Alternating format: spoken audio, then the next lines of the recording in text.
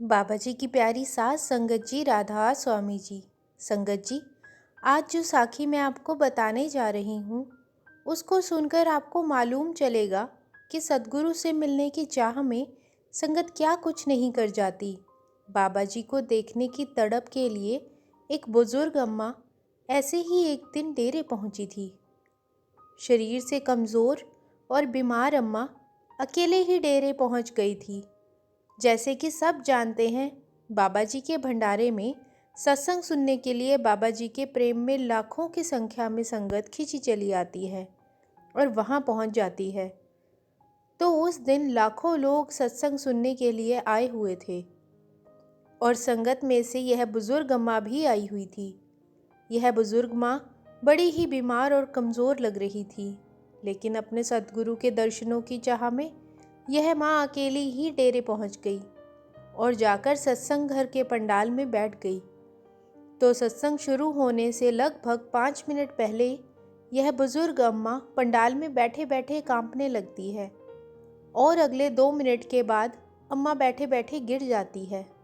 तो जब आसपास बैठे लोगों ने देखा तो उन्होंने अम्मा को हिलाने डुलाने की कोशिश की, लेकिन अम्मा के शरीर में कोई हरकत नहीं हुई। इतने में बाबा जी स्टेज पर आ गए और जब पाठी जी शब्द गा रहे थे, बाबा जी स्टेज से यह सारा कुछ देख रहे होते हैं। वहाँ खड़ी एक सेवादार भी अम्मा के पास जाती है और वह भी अम्मा को उठाने की कोशिश करती है, लेकिन अम्मा कोई रिएक्ट नहीं करती। तो सेवादार जल्दी से डेरे के डॉक्टर को बुलाकर लाते हैं और जब डॉक्टर चेक करता है तो वह समझ जाता है कि अम्मा की मृत्यु हो गई है। यह सारा कुछ बाबा जी स्टेज पर बैठे बैठे देख रहे थे। तो बाबा जी सेवादार को इशारे से कहते हैं कि अम्मा को वहीं रहने दो। तो डॉक्टर कहते हैं सत्संग खत्म होने के बाद अम्मा के शरीर को यहाँ से लेकर जाएंगे। इसके बाद जब सत्संग खत्म होता है तो सेवादार मिलकर अम्मा की बॉडी को उठाकर बाहर की ओर ले जा रहे थे। तो जैसे ही बाबा जी देखते हैं तो सेवादारों को रोकते हैं। बाबा जी अम्मा के सिर पर हाथ रखते हैं और सेवादारों को कहते हैं अब अम्मा के घर वालों को फ़ोन कर दो। तो सेक्रेटरी साहब अम्मा के परिवार वालों को फ़ोन कर देते हैं। इसके बाद सेवादार अम्मा के मृत शरीर को लेकर सत्संग पंडाल के बाहर ले जाते हैं और एक कमरे में रख देते हैं और बाबा जी भी वहीं पहुंच जाते हैं।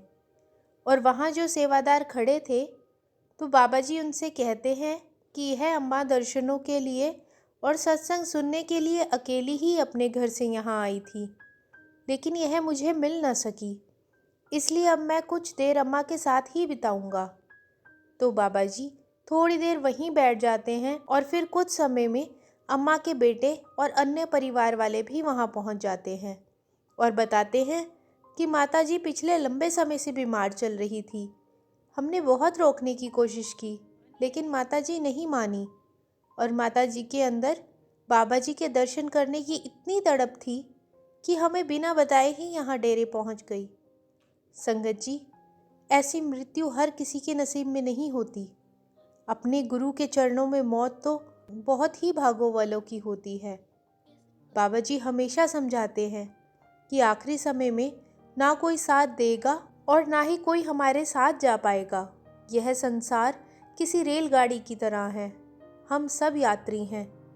जब हमारा जन्म होता है तो हमारी यात्रा शुरू हो जाती है और जब जीवन की रेलगाड़ी अपनी मंजिल पर पहुंच जाती है तो हमें अकेले ही गाड़ी से उतरना पड़ता है। अब विचार हमें करना है कि जीवन की इस रेलगाड़ी के सफ़र में हमने समय व्यर्थ करना है या उसका सही उपयोग करके अपनी असली मंजिल यानी सचखंड पहुंचना है। अगर यह जन्म हमने व्यर्थ कर दिया तो कोई नहीं जानता कि अगला मौका हमें कब मिलेगा और तब भी हम अपनी मंजिल तक पहुंच पाएंगे या नहीं, या फिर इसी 84 के जेल खाने में फंसे रह जाएंगे। इसलिए समय रहते हमें समझदारी से अपने इस जन्म का और अपने सद्गुरु की दी हुई कृपा का फ़ायदा उठाना है और अपनी असली मंजिल तक पहुंचना है। साथ संगत जी, आज की साखी अच्छी लगी हो तो कमेंट बॉक्स में राधा स्वामी जी ज़रूर लिखें।